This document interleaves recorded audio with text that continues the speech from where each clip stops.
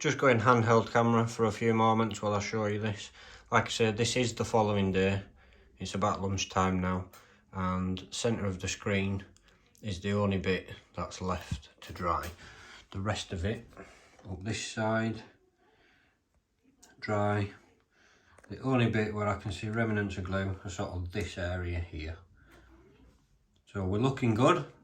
It's definitely given off the effect that I was hoping to achieve.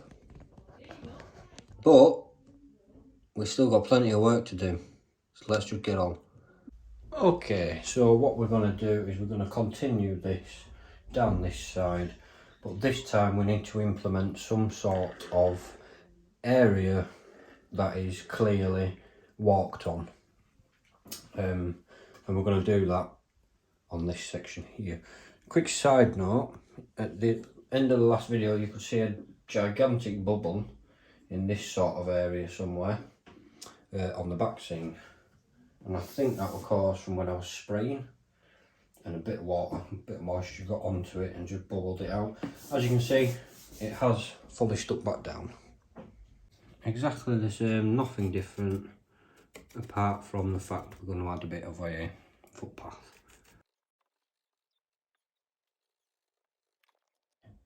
To do the corrugation first because I preferred how it looked.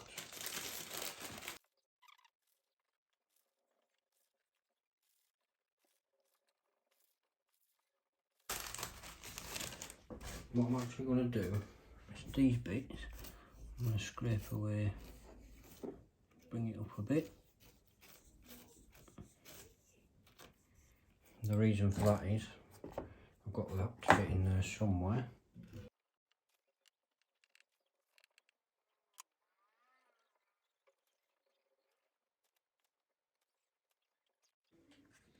Well, that's that section done there, as you can see, with the muddy sort of walkway where people and staff have clearly walked, but there is of course scrap fragments in that path.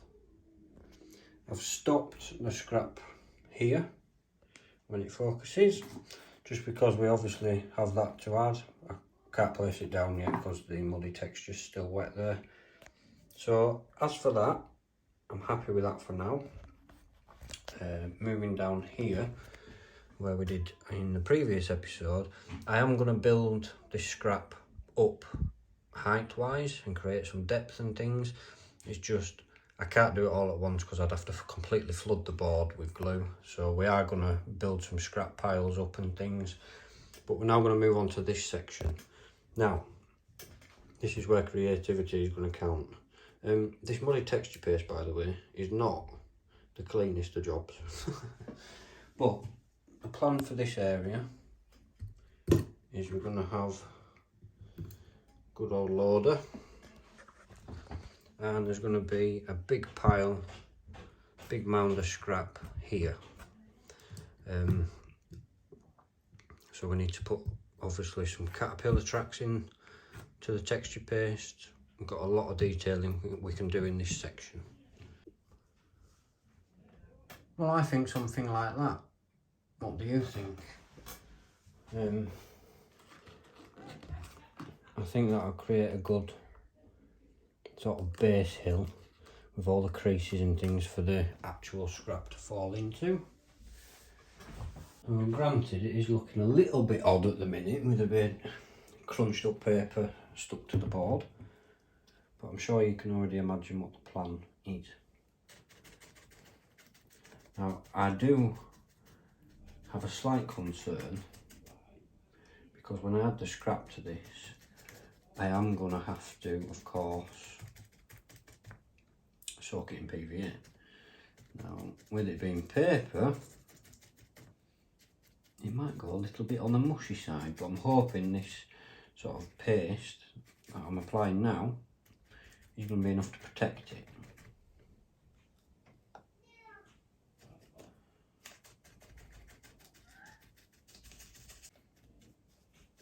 The paper is glued down. I've just used the rocket card glue.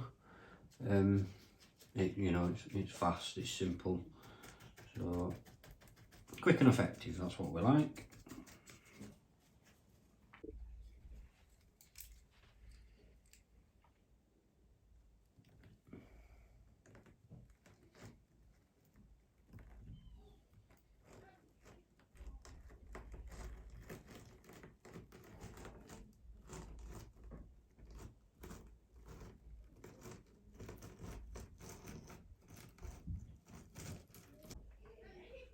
Right, well the paste has been done on the scrap mound and on here, and I've put the caterpillar tracks in, and I just run the actual thing just backwards and forwards, as you can see from the wheels. I'm not going to clean it because it's going to be working in here, so it needs to look mucky. I'm going to leave this to dry for a few hours now until it sort of starts going off. Once it starts going off, I'm going to come in with a bit of scrap, push it into the tracks, and then I'm going to apply another coat on this mound, bit more protection, and that's when I'll start adding scrap to it. Well, I've done what I can with the tracks scrap wise for now. I'm going to apply a bit of glue, let that dry, and in the morning get another coat, or maybe this afternoon get another coat of the muddy texture paste on that, and then in the next part of this video we're going to get this covered in scrap. I've also just added a few bits of scrap building up the side of the logo. Well, it's the following day now, and that's had 2 coats, rock solid. I did glue all this area. There's a few areas that are still left to dry, but most of it is looking good. So I've just got some neat PVA. I'm going to start making this scrap pile.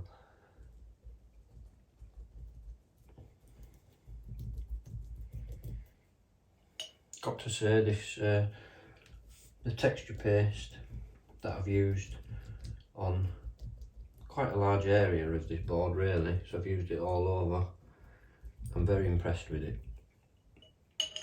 It's super simple to use, it gives off a fantastic look, and there is a couple of versions of it. There's the one that I used, which is just the muddy ground texture, and then there's another one which is wet muddy ground, and I think I'm going to have to buy one of each, because like I said, I'm very impressed with it.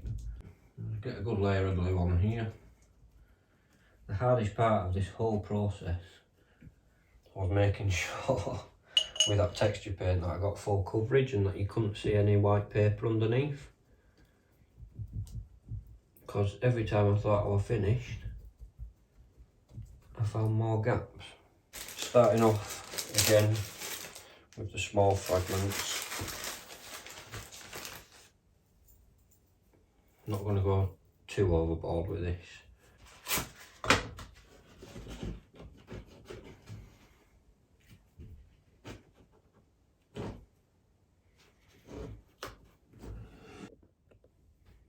Apologies about the big tub of ballast in the way, but I've pushed a bit of card up to the edge, taped it around this side, and that's just holding that card in, just so the scrap don't roll off the edge.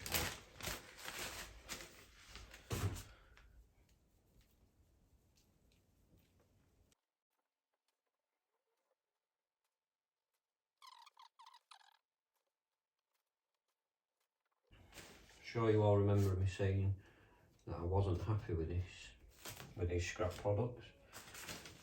Well, after using them, I am more than happy. So don't do what I did and jump the gun and jump to a conclusion before you've even used them.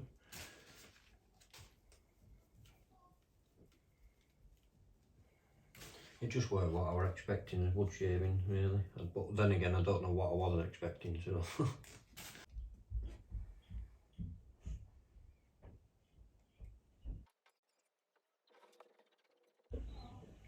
As you can imagine, that is going to take a couple of days to dry.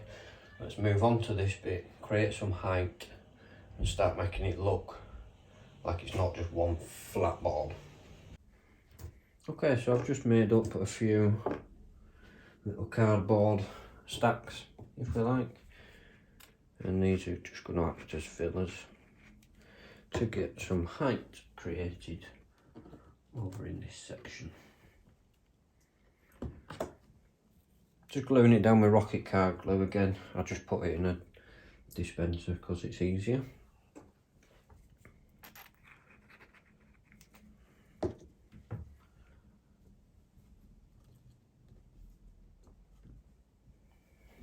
back in with the PVA.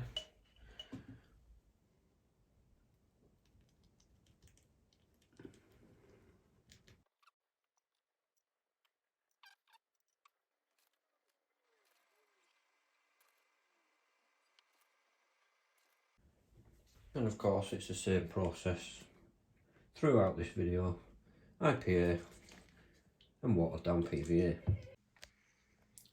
It's now time to let this dry. This is going to take at least 2 days, maybe longer.